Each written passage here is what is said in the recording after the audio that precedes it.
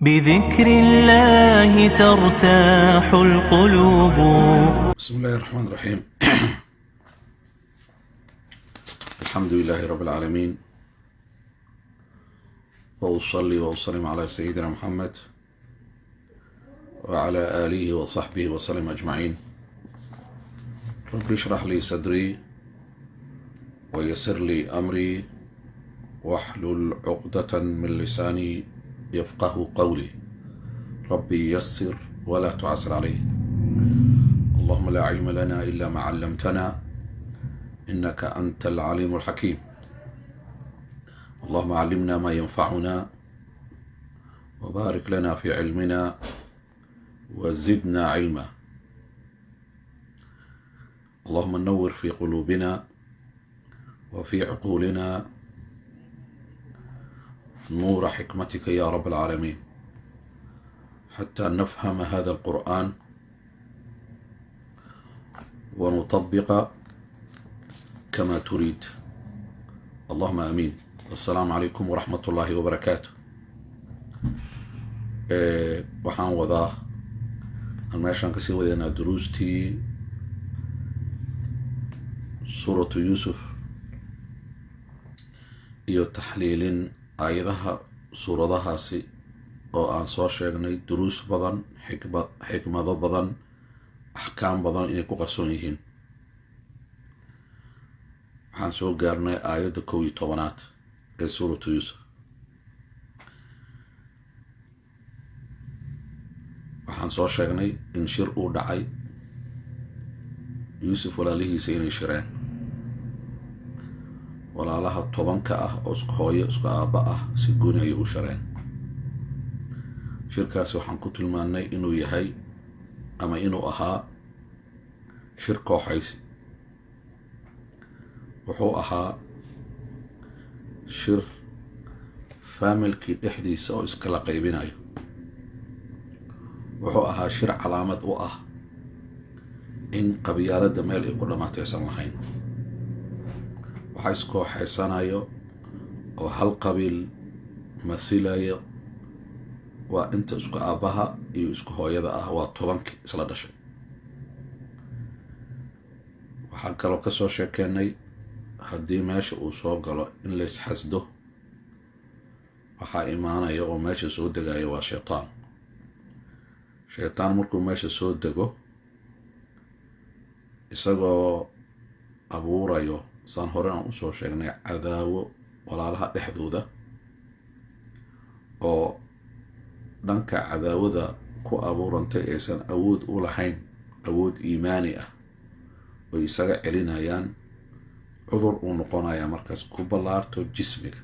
cudurka markuu jirka uu kusii faafo, waxaa dhacayso in cudurkaasi jirkoo dhan uu qabsado, markaas uu maamulo. marka iyagoo dhan waxaa maamulayay shaytaan, waxaana shaydaanka uu u keenay cudurka xasadka iyo maseyrka jirkooda inuu ku faafo. waxay qorsheeyeen yuusuf in ugu dambeyntii ay ka fogeeyaan wejiga aabbihiisa. isku raacintaas waa dembi oo si jamaaco ah loo galay. waxay isku raaceen oo kale in fogeynta yuusuf ay fogeynayaan inay gaarsiiyaan meel uusan ka soo laaban karin oo aabbihiisa uusan dib u arkayn. waxaasoo dhan hadafka waxa waaye iyaga naftooda oo selfishka ah, oo naf jeclaysiga ah, oo walaalkooda jaceylka nebi yuusuf inay la qaybsadaan ahayd, oo ahayd in aabbaqooda jaceylkiisa uu wada gaaro aragti oo saafi ah inay lahaadaan. shaydaanka ayaa soo galay.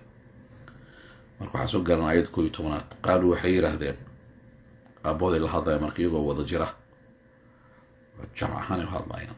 dabcan hal qof uu hadlaayay, laakiin way wada dhahayeen. markaas qofkanaa noo hadlaayo. maxay yidhaahdeen?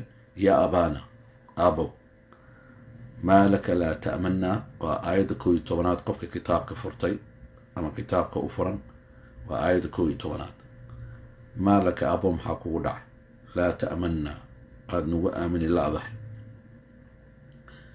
هل كان مركه وخردع سيد علماء التفسير كالتحليلية اي أسمين ايان آبها إن قلبي جيسة اي سو جيتان اي دجيان سوء فصحه يوسف إنو إياك أقرأه لما قرشاه يوسف إلا صوك حيوه مركا قاب قروح بضن أو قعان توضا يوسف وكسو قري كري رادينايا مركا ايذان اي هالكان كوجرتو haddii qofka wax lagu eedeeyo wuxuu bilaabayaa inuu isdifaaco ama waxaa suurtagala ama inuu isdhiibo marka halkaan marka waxay leeyihiin aabihii eedeynaya waxay leeyihiin maalaka laa ta'manna maxaa kugu dhacaad nagu aamini weysay calaa yuusuf walaalkeenna ah anagoo walaalkiisa ah maxaa noogu aamini weysay halkaan marka waxay leeyihiin wa innaa lahu lanaasixuun annaga wa innaa annaga jamaca ahaan lahu yuusuf waxaan u noqonaynaa lanaasixuun kuwii u naseexeeya ka warhaya wax alla wixii dantiisa ah ka shaqeeya markay saas yiraahdeen hadhow markaas duruusta waa soo qaadanaya waxaan kala soo baxayno aayadda 12 waxay dhaheen أبو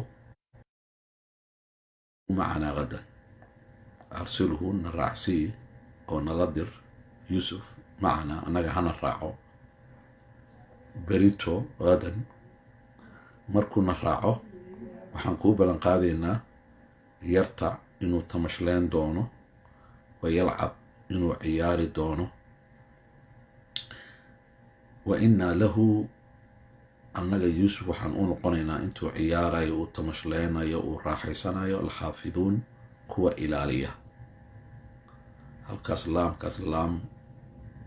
laamkii hormuu ku jiray laamkaas laamulqasam ay dhaha la wallaahi waa kuu dhaaranaynaa annagaa xifdinayno wax dhib ah ma soo gaarayo tii horena waa ka warhaynaynaa waa u naseexaynaynaa marka waa hordhac oo aabbaha ay qalbigiisa ay ku jilcinayaan aabihii u jawaab wuxuu dhahay qaala wuxuu yidhi innii la yaxzununii aniga waxaa imurjinayso oo xoogaa dhib igu ah an tadhabuu bih inaad la tagtaan yuusuf an tadhabuu inaad la tagtaan bihi yuusuf uu idiin raaco sababtuna wuu u sheegay wuxuu dhahay waa akhaafu waxaan ka cabsanayaa an ya'kulahu dhi'b in yeey uu cuno yeeyga markuu cuno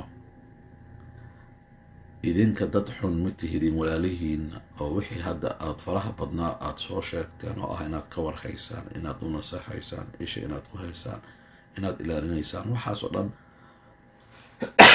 marka wuu ammaanayaa ma idinka shakisnay idinka laakiin wuxuu yidhi waxa dhacayo waxa waaye yeyga wuxuu cunayaa wa antum canhu gaafiluun wa antum idinkoo canhu yuusuf xaggiisa gaafiluun ka mashquulay oo waxaad ku mashquulaysaan dhalinyaraad tihiin inaad mar ciyaar tartan aad la gashaan oo dhexdiina intaad tartamaysaan qaarna jaaj ah kuwa kalena ay tartamayaan ciyaarta ay idiin baxdo markay ciyaarta ay idiin baxdo yuusuf dhan aad halmaantaan oo keligiisa inaad meel ugu soo tagtaan oo idinkoo ciyaartii ku wada mashquulsan waxaa dhacayso iyey inay u timaado iyey inuu u yimaado oo iyegaasi uu cuno yuusuf oo halkaas yuusuf lagu cuno cabsidaasa igu jirto walwalkaasa igu jiro taasaa xoogaa culays igu ah way ka jawaab waxay dhaheen qaalu waxay yidhahdeen lain akalahu dhi'b haddii oo ay dhacdo lain waa haddii ay dhacdo waa in akalahu uu cuno yuusuf الذئب يجي إنه يوسف أنه هديبة تاس بعضه وحقيقة أي نقطة وحان ربا إن نكون شيئا ونحن عصبة أنا كوح جماعة عصبة حالي هذا الكوح ama anagoo jamaaca ama anagoo kooxa ama anagoo intaan la eg haddii taas ay dhacdo ay xaqiiqdoodo innaa idan la khaasiruun innaa annaga waxaan noqonaynaa idan goortaasi oo xaadithadaasi ay dhacayso la khaasiruun kuwa lagu khasaaray oo losers ah oo aan waxba lagu ammaanaysan karin oo waxba ilaalin karin halkii wiil aada noo dhiibtay anagoo 10 ah hadduu saas u dayaco oo saas u yeegi ku cuno marka culummada tafsiirka waxay yidhaahdeen halkan duruusaan kala soo baxaynaa yuusuf saasay ku qaateen way kaxaysteen markay kaxaysteen tafaasiirta waxay tilmaantay inta meesha oo ciyaalka waa ka sheekeyn doonaaye meesha albaabka guriga markay ka baxeen oo xaafadda ay ka durkeen waxay ku bilaabeen inay aflagaadeeyaan waxay ku bilaabeen inay garaacaan dharkii ayay ka siibeen xaliilishaarkii way ka siibeen markaasi kadib waxay bilaabeen midba midka kale inuu ku riixo ilaa ay fogeeyeen ay gaarsiiyeen meeshii ceelkii markaasay ku ridi lahaayeen qaabka ceelka ugu ridan waan gaari doonaa 4taas aayadood 11 12 13 iyo 14 duruus maxaa laga qaadanaya xikmado halkan duruus waxaa laga qaadanayaa waalidka markii ilmaha si gooni uu u jecel yahay sababtay doonta ha ahaato inay adag tahay ilmahaasi inuu ka fogaado ilmahaasi inuu xigsanayo ilmahaasi inuu u dhowaanayo ilmahaasi inuu ka warhaynayo inkastoo aabbaha yacquub uu nebi ahaa uuna ku arkay wiilkiisa calaamadihii annubuwa uuna dareemay ammaano gooni inay saaran tahay waayo calaamatu nubuwa markuu ku arkay sida nebiga calai salaam qisadii ahayd waayo markii nebi maxamed calai salatu wasalaam oo shaam isagoo yar adeerkiisu ayaa la socday shaam uu yimid waa dhul aada u fog oo marka ka fog waa siiriyay dhulkaasi nin raahib ah oo la kulmay calaamadihii nebigu ku arkay ayaa wuxuu yidhi haddii wiilkan aada sii wadwado magaalada aada la socoto waxaa suurtagal ah naftiisa inay khatar gasho oo yahuudda ay dilaan calaamado waxaan ku arkay oo in uu noqon doono hadda fiiri nin wax soo akhriyo caalim u ahaa marka abu taalib oo nebi aan ahayn oo qof aan caadi ahayn markiiba wuxuu ku degdegay inuu la cararo oo uu la laabto si goonina wuu ilaalin jiray inkastoo ricaayo ilaahay meeshay ka jirta ka waran nebi yacquub oo nebi ah calaamadihiina uu arkay riyadii wuxuu kaloo arkay maaragtay ama culamada qaarkood ee loo waxyooday inuu nebi noqon doono intaas oo marka isku darta uu arkay ayaa waxay keentay 1 jacayl ziyaado ah 2 ammaano culus inuu dareemo wiilkaasi inuu si sax u koro 3 inuu isha ku hayo wiil nebi noqon doono la ilaalinayo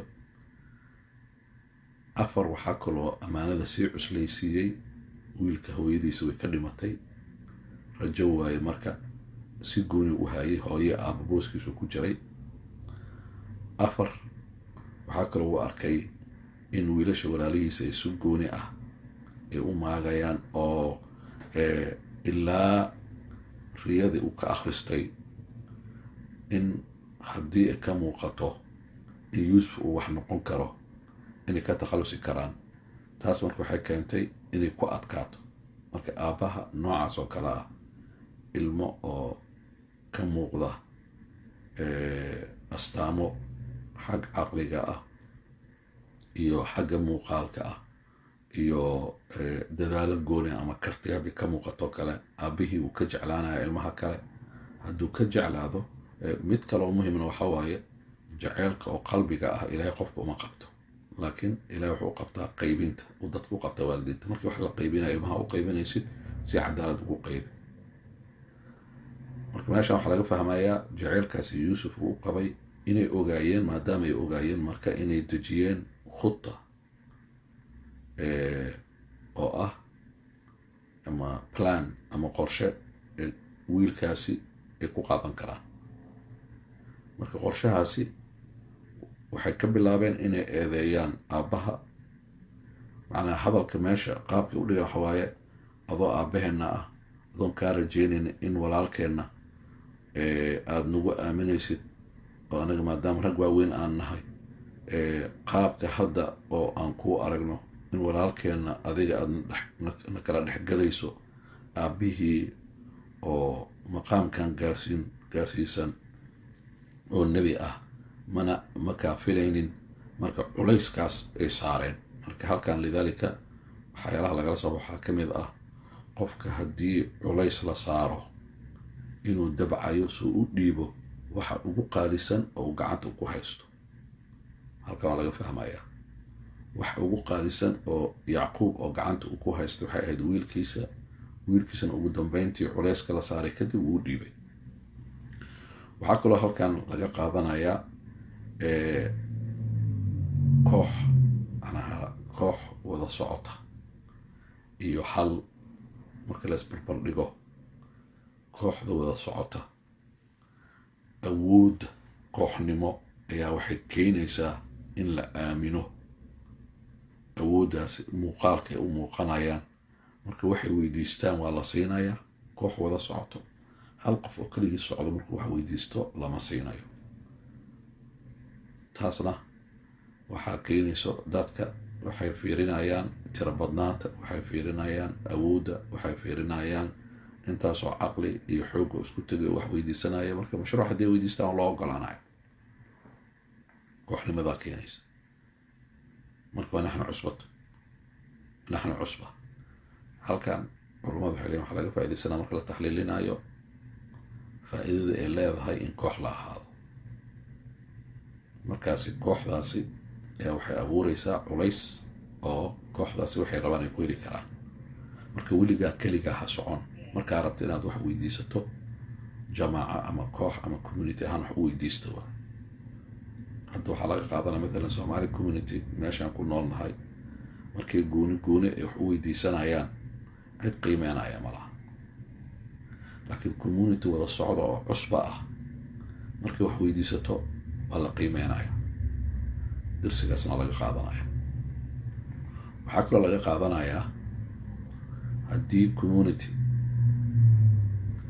amaanada ama meesha laga filayo hadduu kasoo bixi waayo, communitygaas waa community lagu khasaaray.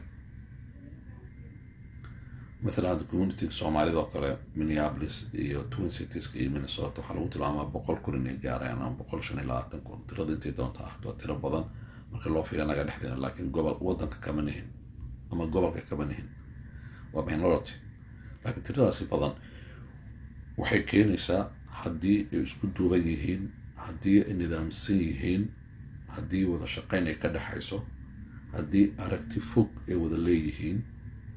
ama kasoo qaad Soomaaliya oo kale, haddii ay jiraan kooxo nidaamsan oo kala dambeyn leh oo barnaamij leh oo rabaan khidmo inay sameeyaan, isla markaasna ay rabaan khidmadaasi ahdaaf ay ka leeyihiin oo horumarin ah, kooxdaasi way guulaysanaysaa. haddii aad la barbar dhigto hal qof caqli badan, hal qof caafimaad leh, hal qof oo qorshe leh, hal qof oo howl qabanayo, isku mid maraba ma noqonayaan. markii koox nidaamsan intaasoo cuquul isku keentay, intaasoo xikmad isku keentay, kala dambeeya, nidaam samaystay, strategy leh, meel u socda, u muuqata, maraaxil samaysanayo, qoladaas waa guulaysanaysaa. marka halkan waxaa laga qaadanayaa awoodda kooxnimo.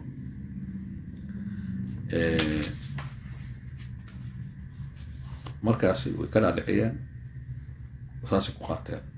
wiilkii qiimaha badnaa, wiilkii miisaanka lahaa, aabihii la moodayo wiilkiisa inuusan ka ag dhaqaaqaynin waa laga qaatay, gacantiisuu ka baxay.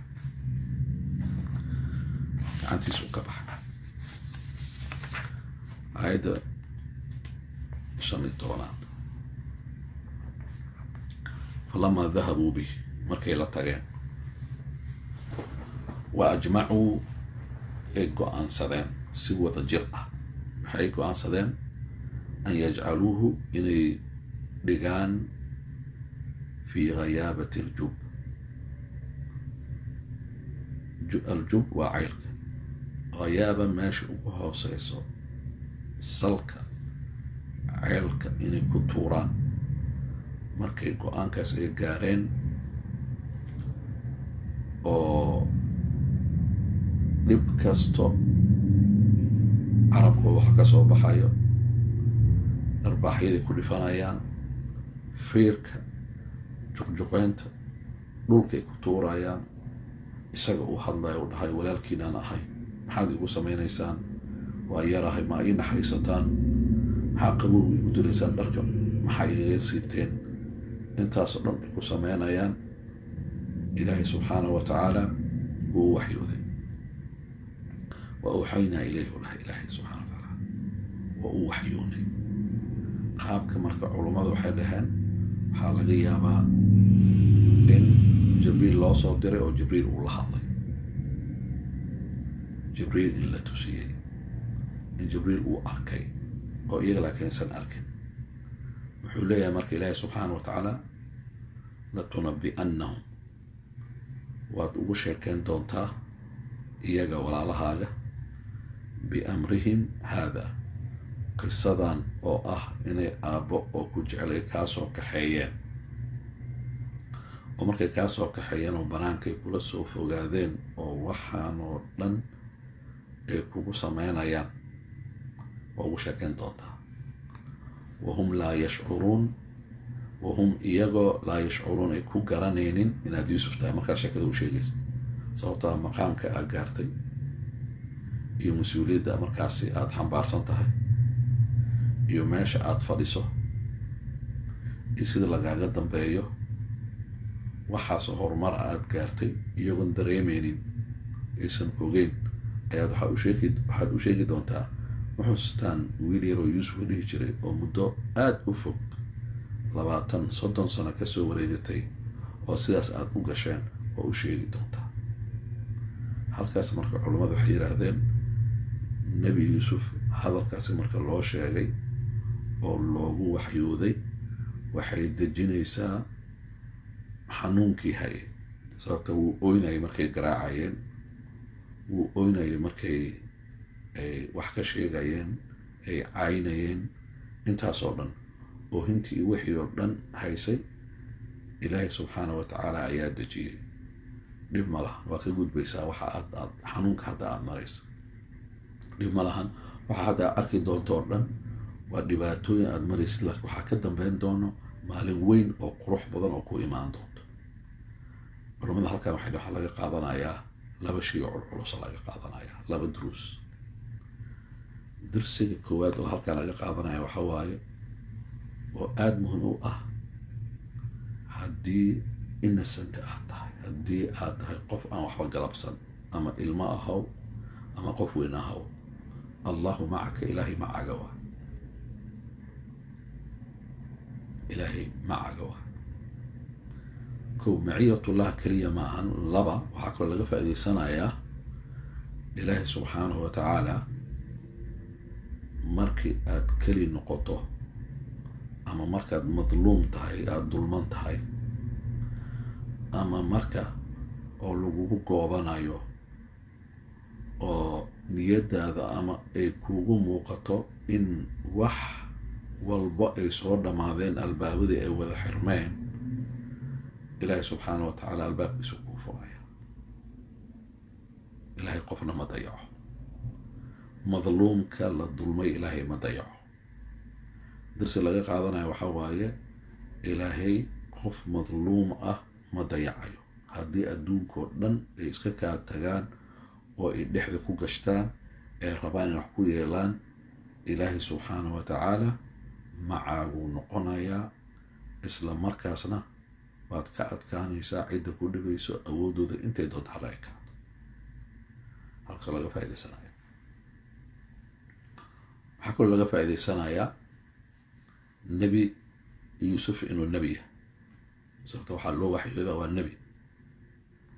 idan marka waxyigaasi ilaahiga ah oo loo waxyoonayo ilaahay xaggiisa lagala soo hadlay, ama jibriil ha loo soo diro ama qaab ilhaam ah waxaa loogu sheego, xiriirkaasi ilaahiga ah oo meesha ka abuurmay waa xiriir nabawi oo ah nebi inuu yahay oo rasuul uu noqon doono, oo nebi ilaahay uu yahay ama uu noqon doono. waxaa kaloo halkan laga faa'iidaysanayaa dembigii markuu hal qof sameynayo iyo dembigii markay 10 qof sameynayso waa kala weya. lidaalika waxay leedahay culammada dembiga jamaaco lagu galo, koox markay dembi ay galayaan iyo qof markuu dembi galayo isku mid ma ah. dembiga jamaacada ay gasho waa dembi weyn u noqonaa markaas. qof walbana oo jamaacada ka mid ah wuxuu mas-uul ka noqonayaa dhibkaasi in la mid ah qofka kale, marka dhammaantood waa u sinaanayaan ciqaabta. hadda 4 qof hadda aan hadlayo dhowr maalmood ka hor Minnesota, magaalada Minneapolis, qof askari ah ayaa wuxuu ku dilay qof madow oo muddo 8 daqiiqo ilaa 9 daqiiqo lugtiisa uu ku hayay qoortiisa, jilibkiisa qoortiisa uu ku hayay ilaa uu ka dhinto. 3 askari ayaa la socotay, midna dadku ka ilaalinayay, mid uu kaalmeynayay. marka 4taba waxay mas-uul ka yihiin dilka qofkan, sababtoo ah way isku waafaqaan. xitaa hadday si toos u dhihin way iskaalmeynayaan, sababtoo haddii 4ta meesha ay joogi lahayn, 3 hadday meesha joogi lahayn 3 kale ninkaan ma diri lahayn, oo waxaa imaan lahayd in dadka ay soo farageliyaan ama ha ku qayliyaan ama dad wax garanaya kale isxilqaamaan oo ha ka tuuraano ninkii. laakiin haddana sidoo kale waa 10kooda nin diiday oo celiyey ma jirin markii lagu tuurayo. marka halkaana waxaa laga fahmayaa haddii 10 ahaan dembi loo galo, dembigaas inuu ka wen yahay marka loo galayo 1 qof ahaan. waayo dembiga 10 qof galaysa wuxuu qaadanayaa qorshooyin kala duwan oo ah in la fariisto, in la shiro, in maaragtay plan la sameeyo qaabka loo sameyn lahaa. wixii oo dhan way ka wada qayb qaataan. marka dhammaantooda wada dambiilayaal, dembiga oo ah yuusuf in naftiisa khatar la geliyey waa wada leeyihiin.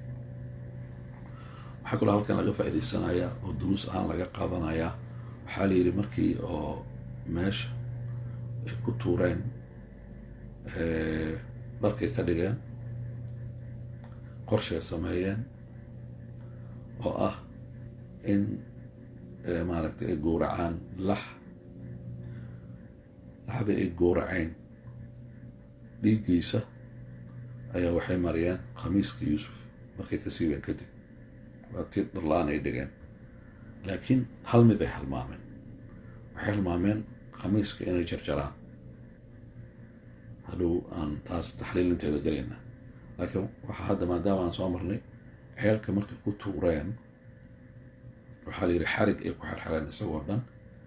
xariggaas markay kula xireen macal gacantii sidaas, markaasi ceelka markaasi ay ku daayeen. markay ku daayeen waxaa la yidhi dhexda markuu marayay ay gooyeen marka xariggii. markay gooyeen waxay rabeen markaas inuu ku dhaco saas uu ku dhinto. marka waxay sugayeen inay maqlaan dhawaaqiisi. riwaayadaha qaar waxay tilmaamayaan markay daayeen biyuu ku dhacay, biyahaas markuu ku dhacay dhagaxii ugu dhawaa uu qabsaday meeshuu ku dhagay, meeshuu joogay. riwaayadaha qaar waxay tilmaamayaan mar alle markay tuureen jibriil ayaa gacantiisa u dhigay qayb ka mid ah. jibriil gacantiisa waa weyntahay laakiin qayb ka mid ah markuu u dhigay meeshuu ku degay uu ku dhahay, oo micnaheeda ay tahay aamusnow.